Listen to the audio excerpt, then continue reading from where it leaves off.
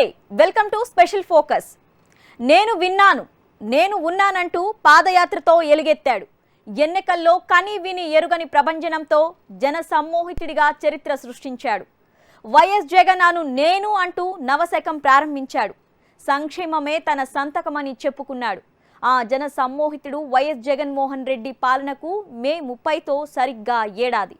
మరి ఈ సంవత్సర కాలంలో వైఎస్ రాజశేఖర రెడ్డి తనయుడి పాలన ఎలా సాగింది? నవరత్నాల్లో మెరిసినవెన్ని, మసకబారినవి ఎన్ని, ప్రశంసలెన్ని, విమర్శలెన్ని? ఏడాది పాలనలో జగన్ మార్కేంటి, జనం మార్కులెన్ని? ఇది వాటి స్పెషల్ ఫోకస్. చిన్న వయస్సు, పెద్ద బాధ్యత, ఆర్థిక లోటుతో సిద్ధంగా ఉన్న ముళ్లబాట, అనుభవం లేదు. అటు చంద్రబాబు వంటి గట్టి ప్రతిపక్ష నేత చిన్న మిస్టేక్ దొరికితే చాలు ఎండగట్టేయాలని చూసే ప్రత్యర్థి దళం. ఇలాంటి పరిస్థితిలో వైఎస్ జగన్ నేను అంటూ పాలనా శకం ప్రారంభించారు వైసీపీ అధినేత. మరి ఏడాది పాలన ఎలా సాగింది? రాజధాని మార్పు నుంచి కరోనా కల్లోలం దాకా మధ్యలో సాగిన పాలనా మజిలీ చెప్తున్నదేంటి? వైఎస్ జగన్మోహన్ రెడ్డి అనే నేను. వైఎస్ జగన్ పాలనకు ఏడాది. తండ్రిని మించిన తనయుడని అనిపించుకునేలా పాలించారా? ఎన్నికల్లో సంధించిన నవాస్త్రాల్లో లక్ష్యాన్ని తాకినవెన్ని? సంక్షేమం, సమగ్రాభివృద్ధి రెండింటిలో దేనికి ప్రాధాన్యమిచ్చారు? ప్రతిపక్షాలకు ఆయుధంగా మారిన నిర్ణయాలు ఏంటి? జగన్ పాలనకు జనమిచ్చే మార్కులెన్ని?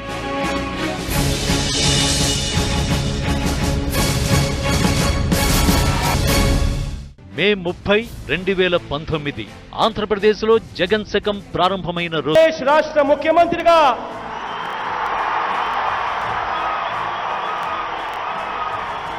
రావాలి జగన్, కావాలి జగన్ నినాదం నిజమైన రోజు.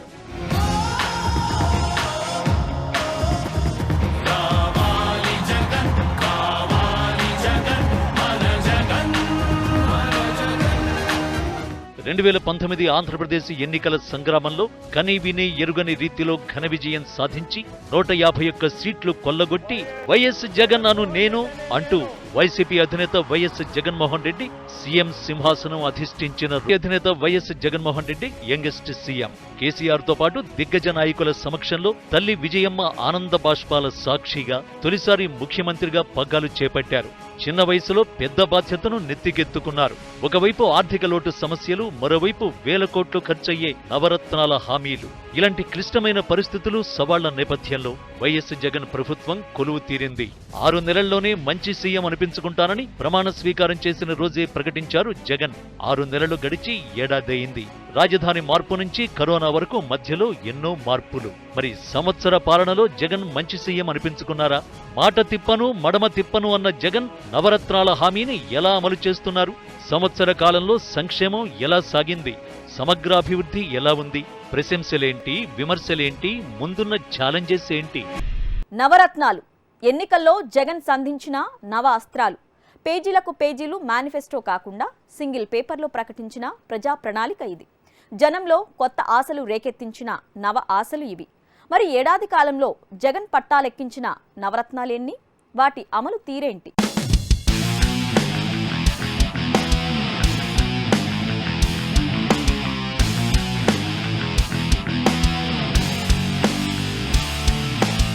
ఎన్నికలకు ఇంకా ఎంతో సమయం ఉండగానే నవరత్నాలు ప్రకటించారు వైఎస్ జగన్. అవి జనాల్లోకి బలంగా తీసుకెళ్లారు. నవరత్నాల్లో ప్రతి ఒక్క హామీని నిలబెట్టుకుంటానని శపథం చేశారు.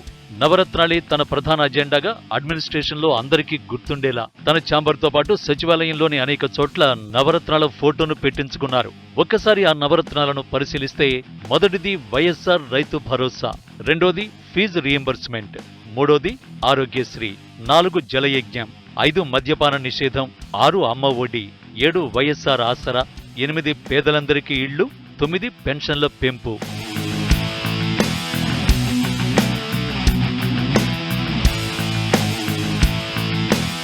వీటిలో అన్ని రత్నాలు పట్టాలెక్కాయి, ఒక్క పేదలందరికీ ఇళ్లు తప్ప. ఇప్పటికే కోవిడ్తో పాటు అనేక కారణాలతో అది 2 సార్లు వాయిదా పడింది. లేదంటే ఈపాటికే ప్రారంభమయ్యేది. దివంగత సీఎం వైఎస్ రాజశేఖర రెడ్డి జయంతి రోజున ఎలాగైనా ప్రారంభించాలని పట్టుదలగా ఉంది జగన్ సర్కార్. 90% మేనిఫెస్టోను ప్రారంభించారు జగన్. అండ్ ఈరోజు 3.5 లక్షల కోట్ల అప్పుని మాకు మిగిల్చిపోయిన చంద్రబాబు నాయుడు ఆ డబ్బుని ఏం చేశాడు? ఒక రాజధాని కట్టాడా, ఒక పోలవరం కట్టాడా, లేకపోతే ఏమైనా ప్రజలకు ఉపయోగపడేది ఏం చేశాడో ఆయన ఒక లెక్క లేదు, పక్కా లేదు. కానీ ఈరోజు జగన్మోహన్ రెడ్డి గారు ఈ 1 ఇయర్లో మీరు చూస్తే 3,50,00,000 మందికి 40,000 కోట్ల రూపాయలతో సంక్షేమ పథకాల రూపంలో మరి అండగా నిలిచాడు. వారి కష్టాన్ని దూరం చేసి వాళ్ళ కన్నీళ్లను తీర్చారు. అలాగే 27 లక్షల మందికి ఇళ్ల స్థలాలు ఇచ్చి ఇల్లు కూడా కట్టబోతున్నారు. సో ఎక్కడ ఈ రాష్ట్రాన్ని సర్వనాశనం చేశాడు, ఎక్కడ ఈ రాష్ట్రాన్ని మోసం చేశాడో చెప్పాల్సిన అవసరం ఉంది. కానీ ఈ పచ్చకమ్మలోడికి లోకం అంతా పచ్చగా కనిపిస్తుందని వాళ్ళు చేసిన అరాచకాలు, వాళ్ళు చేసిన అవినీతి, వాళ్ళు ఈ రాష్ట్రాన్ని సర్వనాశనం చేసింది ఇంకా కొనసాగుతున్నట్టు వాళ్ళు కలలు కంటున్నారే తప్ప ఈ రాష్ట్రం జగన్మోహన్ రెడ్డి గారి పరిపాలనలో రైతులు, మహిళలు, నిరుద్యోగులు అందరూ సుఖంగా ఉన్నారు, సంతోషంగా ఉన్నారు. అందరూ వాళ్ళ కష్టాన్ని దూరం చేయడానికి మాకు జగన్ ఉన్నాడన్న భరోసా ఉన్నారన్న విషయం వాళ్ళు తెలుసుకోవాలి. పారదర్శక పరిపాలన జగన్మోహన్ రెడ్డి గారు తీసుకొచ్చారు. ఈరోజు రివర్స్ టెండరింగ్ అనేది ఎక్కడా కూడా లేనిది. ఈరోజు ప్రాజెక్ట్స్లో 2,000 కోట్ల రూపాయలని ఈరోజు ఆదా చేసి మళ్ళీ ప్రజలకి ఖర్చు పెడుతున్నారు జగన్మోహన్ రెడ్డి గారు. ఏ విధంగా తెలుగుదేశం పార్టీ తినేయాలనుకున్నది. అలాగే ఒక అమౌంట్ దాటిన ఏ టెండర్ అయినా కూడా జ్యుడిషియల్ వాళ్ళ దీంట్లో పర్వ్యూలో ఏ విధంగా దాన్ని డిస్కస్ చేసి ఆ తర్వాత తీసుకొస్తున్నారో మనం చూస్తున్నాం. ఇవన్నీ కూడా జగన్మోహన్ రెడ్డి గారి మంచితనం, చిత్తశుద్ధి, ప్రజలు ఆయనకు పడుతున్న బ్రహ్మరథం చూసి దానికి ఓర్వలేక తమ ఉనికిని కాపాడుకోవడానికి బురద జల్లుతున్నారు. తండ్రి వైఎస్ కంటే మంచి సీఎం అనిపించుకుంటానని అన్న జగన్ చెప్పినట్టుగానే సంక్షేమమే తన సంతకంగా చేసుకున్నారు. నవరత్నాల హామీలు దగ్గర పెట్టుకుని ఒక్కొక్కటి అమలు చేయటం ప్రారంభించి ఓ రకంగా అందరినీ ఆశ్చర్యపరిచారు. ఆశ్చర్యం ఎందుకంటే ఎన్నికల ప్రచారంలో ఇచ్చిన హామీలను ప్రభుత్వం ఏర్పడిన కొద్ది రోజులకే ఒక్కొక్కటిగా నెరవేర్చడం చాలా అరుదు. మేనిఫెస్టోను అటకెక్కించిన పాలకులను చాలా మందిని చూశాం. కానీ దీనికి భిన్నంగా ఇచ్చిన మాటలను, నవరత్నాలను ఒక్కొక్కటిగా నెరవేర్చుకుంటూ వరుసగా సంక్షేమ పథకాలు పట్టాలెక్కించారు జగన్. ప్రజలనే కాదు ప్రతిపక్షాలను ఆశ్చర్యపోయేలా చేశారు. గడిచిన సంవత్సర కాలంలో ఏ రాజకీయ పార్టీనైనా చెప్పమండి, జగన్మోహన్ రెడ్డి గారు ఇచ్చిన మేనిఫెస్టోలో ఇది అమలు చేయలేదు అని ఒక మాట చెప్పండి. జగన్మోహన్ రెడ్డి గారు చెప్పేటువంటి ఇచ్చినటువంటి హామీల్లో ఈ పథకాన్ని అమలు చేయమని అమలు చేయలేదని తెలుగుదేశం కానీ, బీజేపీ కానీ, లేకపోతే జనసేన కానీ ఎవరైనా ఒక మాట చెప్పండి. ఏ పథకం అమలు అవ్వలేదు? వారికి కూడా నిజంగా అంతరాంతరాల్లో వారికి తెలుసు, వారి అంతరాత్మకు తెలుసు. అసలు జగన్మోహన్ రెడ్డి ఇన్ని పథకాలను ఎక్కడి నుంచి తెచ్చి అమలు చేస్తున్నాడని దానికి అర్థం కాని పరిస్థితులు వాళ్ళకి ఇటు కొట్టుమిట్టాడుతున్నారు. ఇవాళ జగన్మోహన్ రెడ్డి గారు పారదర్శకమైనటువంటి పరిపాలన, పారదర్శకతో కూడినటువంటి జనరంజకమైనటువంటి ప్రజా సంక్షేమ పరిపాలన అందిస్తూ కరోనా కష్టకాలంలో కూడా పెన్షన్లు ఆపటం కానీ, లేదా ఒక సంక్షేమ కార్యక్రమాన్ని ఆపడంలో కానీ ఎక్కడ అనేది ఆపాడు అని లేకుండా దాన్ని అమలు చేయడమే ఇవాళ ప్రజలు ఆశ్చర్యంతో ఉన్న పరిస్థితి. మామూలుగా అయితే ఏడాది కాలంలో ఎవరైనా అభివృద్ధిపైనే ఫోకస్ చేస్తారు. ఎన్నికల హామీలను మొదటి సంవత్సరం పట్టించుకోరు. దీనికి భిన్నంగా విశ్వసనీయతను నిలబెట్టుకోవాలన్న ఆలోచనతో ఫస్ట్ ఇయర్లోనే అన్ని సంక్షేమ పథకాలు అమలు చేయడం ప్రారంభించి తాను అందరిలాంటి సీఎంను కాదని స్పష్టం చేశారు జగన్.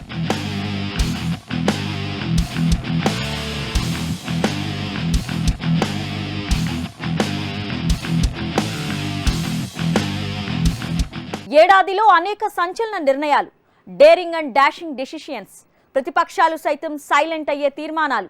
తన తండ్రి వైఎస్ఆర్ జనం గుండెల్లో ఎలా నిలిచిపోయారో అలాగే తనకంటూ పాలనలో తనదైన మార్కు ఉండాలని తప్పించారు జగన్. ఏంటా నిర్ణయాలు?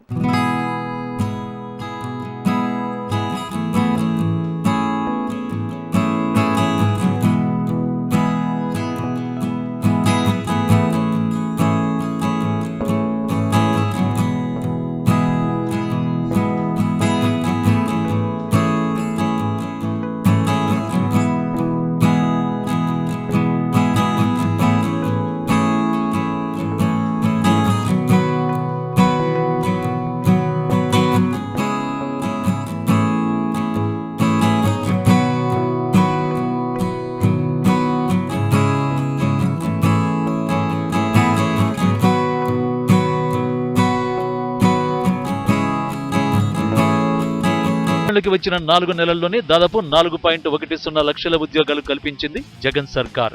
ఎలాంటి సమస్య తలెత్తకుండా 20 లక్షల మందికి పరీక్షలు సజావుగా ఆర్గనైజ్ చేశారు. ఇందులో గ్రామ వార్డు సచివాలయాల్లో 1,40,000 శాశ్వత ఉద్యోగాలు, గ్రామ వాలంటీర్ ఉద్యోగాలు 2,75,000. ఈ ఉద్యోగాల పట్ల విపక్షాలకు కొన్ని అనుమానాలు ఉన్నా నిరుద్యోగుల్లో మాత్రం జగన్ కు మంచి మార్కులే పడ్డాయన్నది విశ్లేషకుల మాట. కరోనా టైంలో గ్రామ వాలంటీర్లు, గ్రామ సచివాలయాలే ఎంతగానో తోడ్పడ్డాయి. ఇంటింటికి 3 సార్లు సర్వే చేశారు వాలంటీర్లు.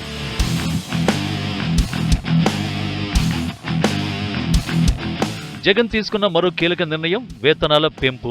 ఆశా వర్కర్లకు 3,000 నుంచి 10,000కు పెంచారు. ఆసుపత్రుల సిబ్బందికి, పారిశుద్ధ్య సిబ్బందికి వేతనాన్ని 16,000కు పెంచుతూ నిర్ణయం తీసుకున్నారు. దేశంలోనే మొదటిసారిగా పోలీసులకు వీక్లీ ఆఫ్ ఇచ్చిన సీఎంగా రికార్డు సృష్టించారు జగన్.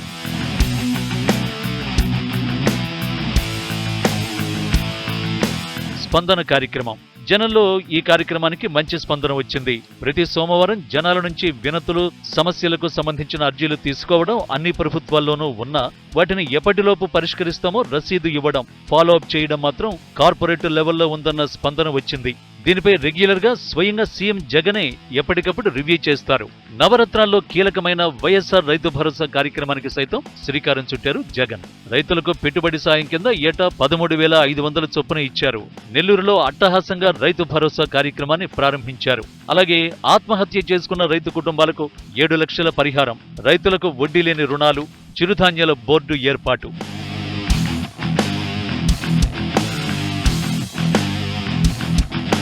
వైఎస్ఆర్ వాహనమిత్ర పథకం. పశ్చిమ గోదావరిలో ప్రారంభించిన ఈ పథకంలో ఆటో, క్యాబ్, కారు డ్రైవర్లకు 10,000 ఆర్థిక సాయం ఇచ్చారు. ప్రతి ఏడాది ఈ పథకం కొనసాగుతుందని భరోసా ఇచ్చారు. అలాగే వైఎస్ఆర్ మత్స్యకార భరోసా స్కీమ్. చేపల వేట నిషేధ సమయంలో ఒక్కో కుటుంబానికి ఇచ్చే సహాయం 4,000 నుంచి 10,000కు పెంచారు. ఇక 10,000 లోపు డిపాజిట్ చేసిన అగ్రిగోల్డ్ బాధితులకు చెల్లించారు. ప్రభుత్వ పాఠశాలల్లో కనీస మౌలిక సదుపాయాలు మెరుగుపరిచేందుకు మనబడి, నాడు నేడు పథకాన్ని ప్రారంభించారు. అమ్మఒడి పథకాన్ని ఇంటర్మీడియట్ వరకు వర్తింపజేశారు.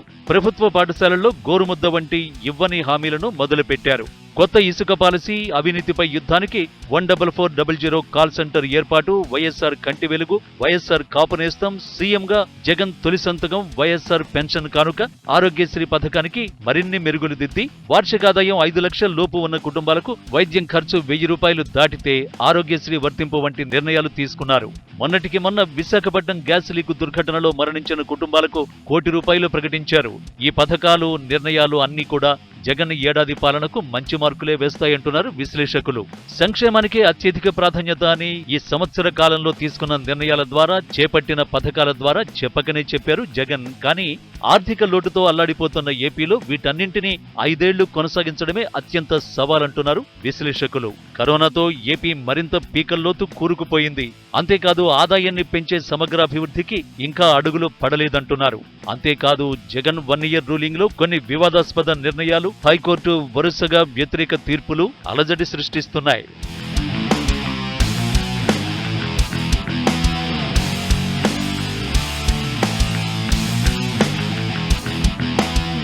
వైఎస్ జగన్ ఏడాది పాలనలో విపక్షాలకు సైతం అస్త్రాలైన నిర్ణయాలు ఉన్నాయి.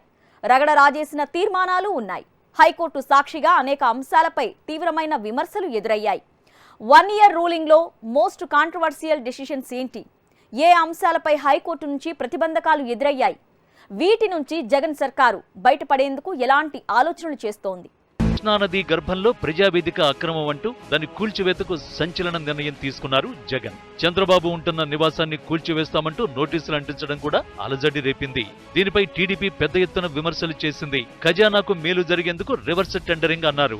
ఇందులో భాగంగా పోలవరంతో పాటు అన్ని ప్రధాన ప్రాజెక్టులకు మళ్లీ టెండర్లు పిలిచారు. దీనిపై జాతీయ స్థాయిలోనూ విమర్శలు ఎదురయ్యాయి. రివర్సుతో ప్రాజెక్టులు మరింత ఆలస్యమవుతాయన్న అనుమానాలు ఉన్నాయి. ఇసుక పాలసీ పేరుతో కొన్ని నెలల పాటు తాత్సారం చేయడం జగన్ సర్కారుపై విమర్శలకు కారణమైంది. కొన్ని నెలల పాటు భవన నిర్మాణ కార్మికులకు పనులు లేకపోవడం, కొందరు ఆత్మహత్యలు చేసుకోవడం వంటి ఘటనలు జరిగాయి. జగన్ ఏడాది పాలనలో అత్యంత చర్చనీయాంశమైన నిర్ణయం 3 రాజధానుల ఏర్పాటు. అమరావతిని లెజిస్లేటివ్ రాజధానిగా, విశాఖను పాలనా వ్యవహారాల క్యాపిటల్ గా, కర్నూలును జ్యుడిషియల్ రాజధానిగా ప్రకటించారు. దీనిపై టీడీపీ, జనసేన, కమ్యూనిస్టు పార్టీలు పెద్ద ఎత్తున ఆందోళన చేశాయి. అయినా ఏమాత్రం వెనక్కి తగ్గలేదు జగన్ సర్కార్. దీనిపై అసెంబ్లీలో చర్చించి బిల్లును పాస్ చేసి శాసన మండలికి పంపారు. అక్కడే తిరకాసు పడింది. మండలిలో టీడీపీకే మెజారిటీ ఉండడంతో ఆ బిల్లు అక్కడే ఆగిపోయింది. దీంతో ఏకంగా శాసన మండలిని రద్దు చేయాలన్న నిర్ణయం తీసుకోవడం వివాదాస్పదమైంది. 3 రాజధానుల ఏర్పాటు అలాగే ఉండిపోయింది. ఈలోపు కరోనా విజృంభణ తోడవడంతో అది ఎప్పుడు తేలుతుందో అర్థం కావడం లేదు. ప్రజాస్వామ్యం బతికే ఉంది అని చెప్పడానికి మరొక ఉదాహరణ, ఈరోజు నిమ్మగడ్డ రమేష్ కుమార్ గారిని కొనసాగించాలి, ఎలక్షన్ కమిషనర్గా కొనసాగించాలని హైకోర్టు ఈరోజు ఆదేశాలు జారీ చేయడం అనేది న్యాయ వ్యవస్థ మీద రోజు రోజుకి గౌరవం పెరుగుతుందని చెప్పడానికి ఇదొక ఉదాహరణగా నేను భావిస్తున్నాను. ఇంకొకటి ఏంటంటే గవర్నమెంట్ తాలూకా ఫెయిల్యూర్ చెప్పడానికి కూడా ఇదొక ఉదాహరణ.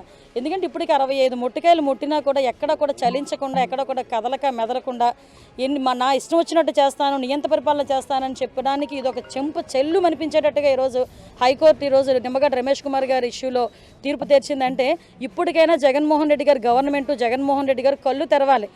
ఆంధ్రప్రదేశ్ హైకోర్టు రాష్ట్ర ఎన్నికల కమిషనర్ నిమ్మగడ్డ రమేష్ కుమార్ గారిని మళ్లీ విధుల్లో నిర్వహిస్తూ చేసినటువంటి సంచలనాత్మక తీర్పు ఆంధ్రప్రదేశ్ రాష్ట్ర ప్రభుత్వానికి, వైసీపీ ప్రభుత్వానికి ఎదురు దెబ్బగా చెప్పక తప్పదు. తొందరపాటు నిర్ణయాలు చేస్తే ఇటువంటి సెట్ బ్యాక్స్ తప్పవని ఇప్పటికైనా రాష్ట్ర ప్రభుత్వం తెలుసుకోవాలి. రాజ్యాంగ వ్యవస్థలో ప్రభుత్వాలకు కూడా పరిమితి కలిగిన అధికారాలు మాత్రమే ఉంటాయి, కానీ అన్నీ తమకు తాము ఆపాదించుకుంటే ఇటువంటి ఫలితాలు ఎదురవుతాయి అని చెప్పి వైసీపీ ప్రభుత్వం గుర్తించాలి. ఇక ఏపీ హైకోర్టులో జగన్ సర్కారుకు వరుసగా వ్యతిరేక తీర్పులు తీవ్రమయ్యాయి. ప్రభుత్వ పాఠశాలల్లో ఇంగ్లీష్ మీడియం నిర్ణయానికి విశేష జనామోదం లభించింది. కానీ అనేక తెలుగు సంఘాలు, రాజకీయ పార్టీలు ఈ నిర్ణయాన్ని వ్యతిరేకించాయి. ఆంగ్ల మాధ్యమం నిర్ణయాన్ని తప్పుబట్టింది హైకోర్టు. గ్రామ సచివాలయాలకు వైసీపీ రంగుల వ్యవహారం వివాదాస్పదమైంది. అధికారుల అవగాహన లోపమో లేక పార్టీ నేతల అత్యుత్సాహమో ప్రభుత్వ భవనాలకు పార్టీ రంగులు వేసి మరోసారి తప్పులో కాలేసింది జగన్ సర్కార్. ఈ వివాదం కూడా కోర్టుకెక్కడంతో మళ్లీ అక్కడ ప్రభుత్వానికి చుక్కెదురైంది.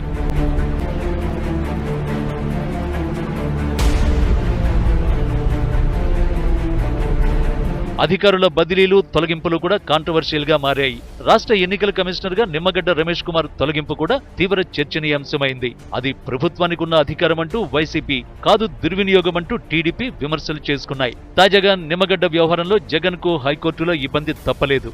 ఎన్నికల కమిషనర్ గా నిమ్మగడ్డను కొనసాగించవలసిందేనని ఉన్నత న్యాయస్థానం తేల్చి చెప్పింది. ఆయనను తొలగిస్తూ జగన్ సర్కార్ ఇచ్చిన ఆర్డినెన్స్ ను హైకోర్టు కొట్టేసింది. నిమ్మగడ్డ రమేష్ కుమార్ ను తిరిగి విధుల్లోకి తీసుకోవాలని ఆదేశించింది.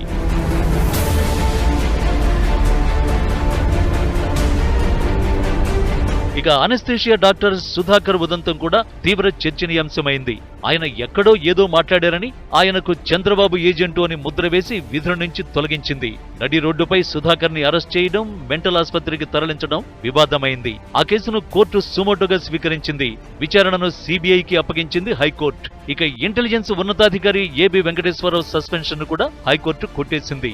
ఇలా వరుసగా రాష్ట్ర ఉన్నత న్యాయస్థానం నుంచి జగన్ సర్కారుకు వ్యతిరేక తీర్పులు అలజడి రేపాయి.